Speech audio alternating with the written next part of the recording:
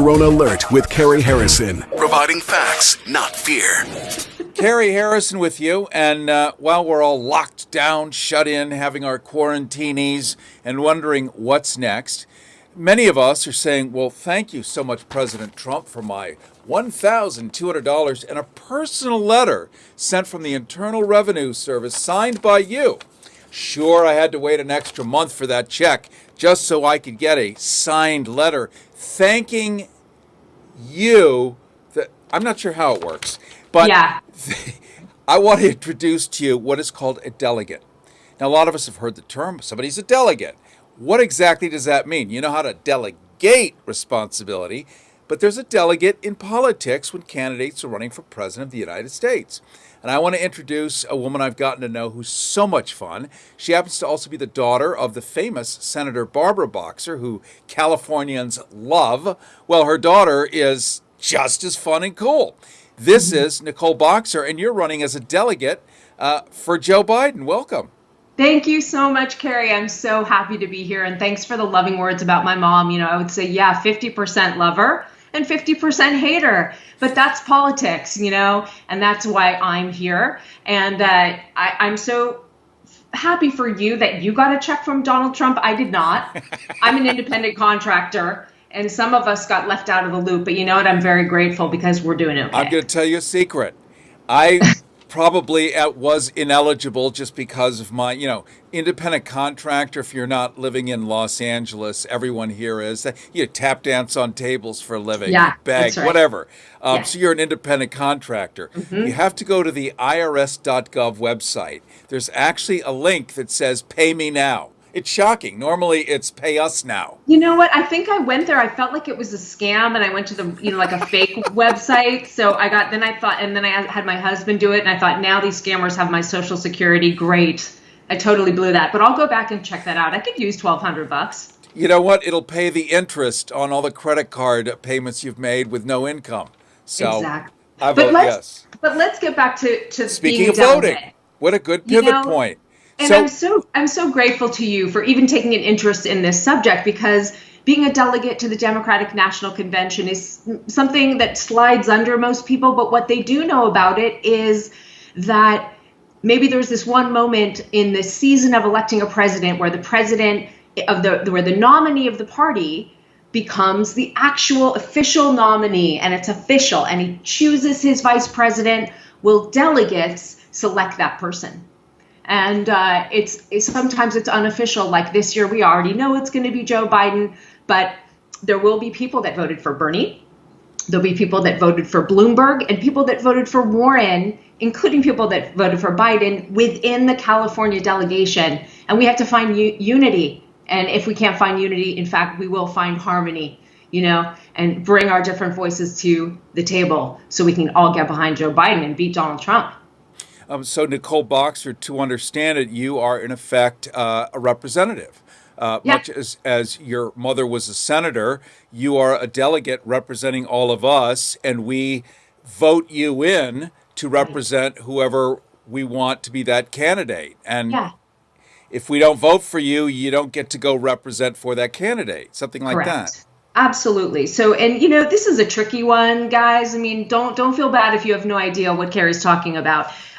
Delegates that go to the National Convention, the amount of delegates California has is based on our population. So we have a huge delegation as compared to another little small state like Arkansas or even Arizona. We have 400 delegates plus. And a lot of people have heard the expression super delegate. And that had carried a lot of weight last time, which was like people like my mom, people who've been in the party a long time or who are sitting elected officials. But what I'm running for is district delegate. And I live in Ted Lieu's congressional district. That is California 33. We are the coastal cities starting up north in Malibu, going all the way down to Palos Verdes, going east towards Brentwood, the Palisades, Westwood, and it stays sort of south of Sunset Boulevard there and lands in Hancock Park. So if you live in one of those places, you can vote for me. And what I would suggest is just go to my Twitter because it's all explained there. But you have to select a ballot. In normal times, these caucus elections would be held in person. But because we're dealing with COVID, it's all been switched online. So if you want to vote for me and you live in California 33, go to my Twitter page at Nicole Boxer. You can just go to my profile and you can click to request a ballot. Ballot deadline is tomorrow at 5 p.m.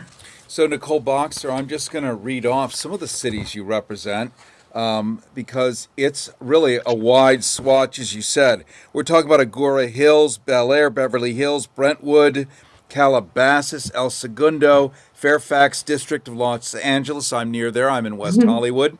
Hermosa Beach, Malibu, Manhattan Beach, Marina Del Rey, Playa del Rey, Rolling Hills, Santa Monica, Topanga, Venice, Westwood.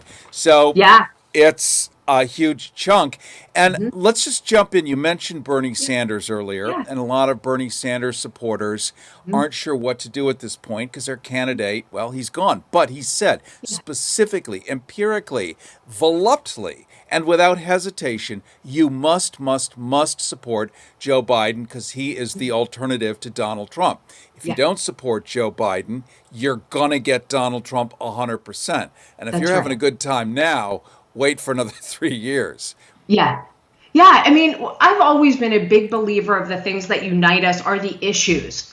Like if we're stuck on a cult of personality, so my guy, can beat Bernie or no one, or Bernie is the guy to beat Trump versus we've got the right issues, right? We're for the right things that unites us as Democrats. So the things we care about, we want healthcare for everyone. We want social justice. We don't want to see these brutal police killings like on our streets, right? We want someone who can respond to COVID, actually, who respects science and who has a plan. And those are things that aren't about, well, specifically the personality of the person. It's about competency and leadership and all of those things. So I would say, right now we are in a situation, we've been here before, where the party there's some issues around unity, but we must come together if we want to beat Donald Trump. And I have so much respect for Bernie Sanders supporters. I really do. Look, I was for Cory Booker early in the primary, and now I've fully embraced Joe. And there's a lot of us. We had so many great candidates, right? Warren, Buttigieg. It was amazing. And Joe understands that. He's given Bernie a massive role in the campaign, massive. In fact, Bernie's going to be leading up the platform as well, the Democratic Party platform, which we as delegates will be able to vote on at the convention. Okay. So we're setting the direction of the country, where we want our policies to go. Bernie's a huge part of that, as is Elizabeth Warren, as is Cory Booker, and all of the incredible talent we had running for president this time. Nicole Boxer, I'm just going to play a gentle devil's advocate, but we're not preaching to the choir in this broadcast at the moment. So we're talking to people who, this may be the first time school as to how stuff works, or they may not really have made a decision yet on what to do. We keep hearing more and more, at least 40 or 50 times a day on the president's Twitter, the do-nothing Democrats, the do-nothing Democrats. Joe Biden gets in. Stuff's going to happen, or is it do-nothing? Yeah, stuff's going to happen. I mean, I think you're going to see the first thing that he's going to do is organize his cabinet. And you're going to see some really competent people who've worked in the field they're governing over for a really long time and are well respected, not people who are just campaign funders, which you sometimes see with a Wilbur Ross or a Betsy DeVos, for example, in the Trump administration. You're going to have a return to science again. And that, You mean gravity? Yeah, and I think exactly. And again, not to be disrespectful, but I think that there was an opportunity to show leadership when it came to COVID, to enact a plan and to stick to it and to be really clear about what's going on. And I can tell you right now that'll be a priority the day one that Joe Biden gets in. So I think you're going to see a return to filling vacated jobs in the government that are pivotal jobs that are currently sitting unfilled, people who believe in this country, who actually are there to serve the American people. And it'll be a restoration of that type of leadership from the top on down. I'm hearing whispers that this idea of green energy can actually take root. Yeah. Pun intended. Ironic statement intended. Yeah. That we know that with the flick of a switch, if we decided to do a Mhm. Green New Deal, if you will, we would have, poof, 20 million new Mm. jobs Mhm. just like Yeah, that. And it's that's true. to start. Yeah. I mean, it's begun. And, I was just visiting my parents who live in Palm Springs, and they heat their pool completely on solar. It's passive solar. There's not really anything you need to do. It just heats the pool. It cycles the water on top of the roof. I don't really understand. By the way, that's my son calling, just so you know, he's hammering me during this interview. So green energy is here now.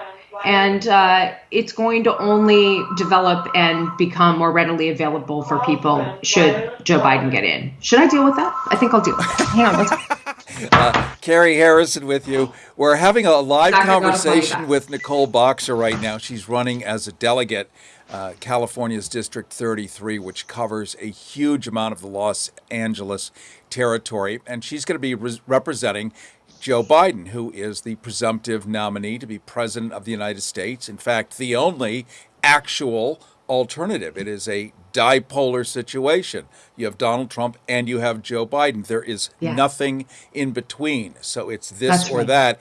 She's representing this, not that. So the way Yeah, it and I would works, just ask the viewers, hey, that old question, Carrie, are you better off than you were 4 years ago? I would ask Americans to really search your soul on that question.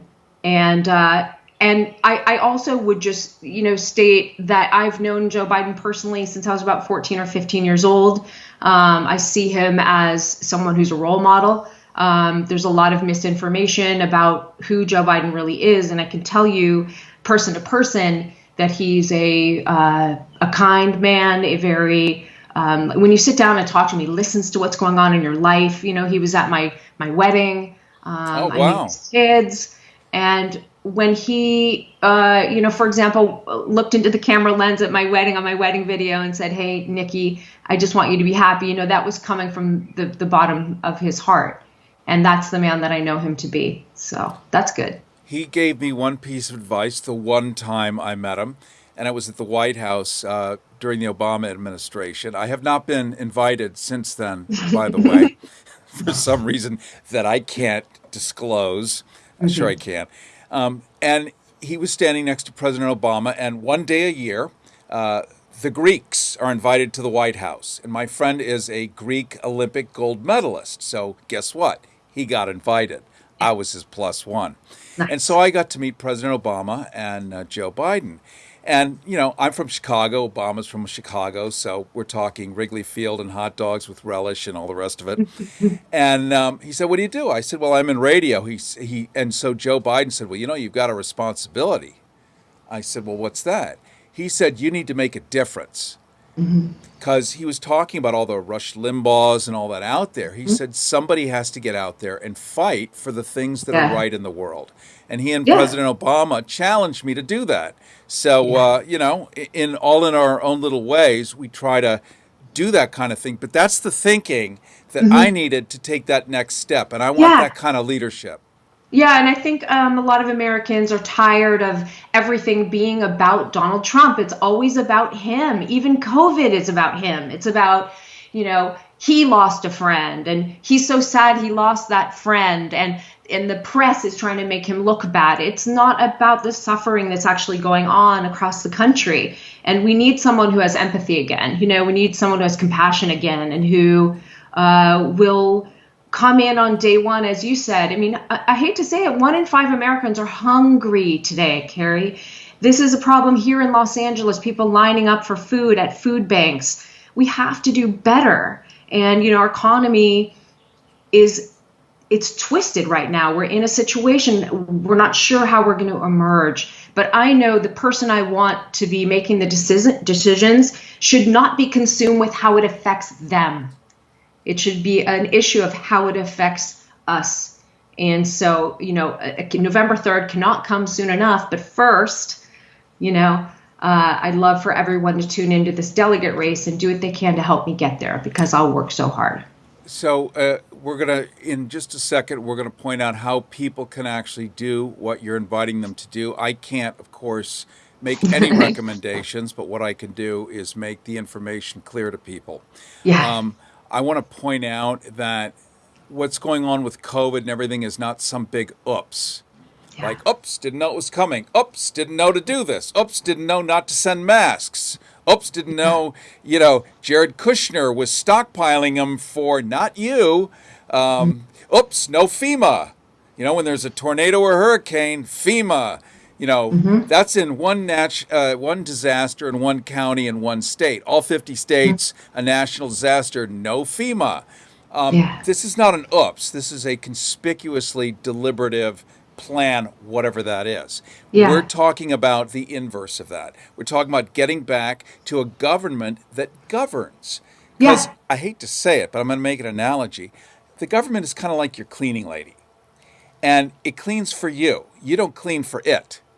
So we're going to get back to governance. Right. And, I would just say that to put a number on it, that the day America got its first case of COVID, so did South Korea. South Korea has lost 220 people. We've lost, as of today, over 100,000 people. Now, we're much bigger. Granted, we're much bigger. But there was very different decision making at the top. And I think that's going back to what you're talking about. It's like we have an opportunity to elect someone who will, in the moment a crisis happens, will blow the whistle, pick up the phone, gather everybody in the war room, in the situation room, come up with a plan and enact that plan, not based on bad press, not based on an election, but based on the fact that the American people need direction, leadership, a plan. The CDC needs to give really clear guidelines, as we're noticing even here in LA as we're opening. I live in a beach community. Everyone in LA is coming to the beach, and not necessarily following those guidelines. So we all have to have really clear guidelines. There can't be any mystery about it. And that's what the CDC was set up to do, in fact. So I think we'll get back to that. We'll get back to when the news comes on, not feeling like, oh my God, what's going to happen today? What horrible thing is going to happen today? And just in general, the tone, and that there's so much to be done. Why are we hating on each other? We need peace, love, and understanding. Well, I'll tell you, Nicole Boxer, one of the things that just became really evident to me, and I think everybody else, is that you're very mainstream. Did I just say very mainstream? Very mainstream. You're not some foreign object, meaning the Democratic Party is some weird thing over in the corner. It's mainstream, like food, water, shelter. Yeah. Jobs. Yeah. Cool. Yeah. So how do people help you out here? Well, look, this is, as I was saying, it's a convoluted process this time. You need to get your hands on a ballot. And the way to do that is to either follow me on Facebook at Nicole Boxer, follow me on Twitter in my profile. Just click on my profile. There'll be a click to link to the ballot. You have until Thursday, May 28th at 5 o'clock to request that ballot. And then everything after that will be intuitive. You'll get a prompt in your email inbox when it's time to vote. And I think, Carrie, I probably only need, this isn't going to be a huge election. So let's say if just your listeners that live in this 33rd congressional district, you vote for me, I'm going to win.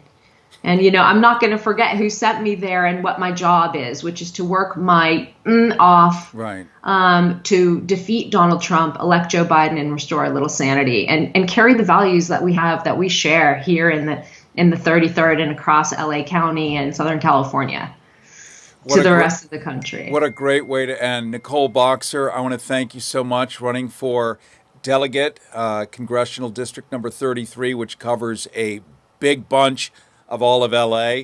And we can go to @NicoleBoxer. We can Google your name. Up it comes. We're going to have all kinds of access to get more information for those who want it. So thank you so much, Carrie.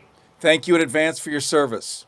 Okay, I'll talk to you soon. All right, thanks. Bye. Don't fight the IRS alone. The Tax Doctor is here to help you negotiate your tax bill and reduce your stress. If you owe $10,000 or more, do not call the IRS alone. Call a Tax Doctor now for a tax emergency analysis.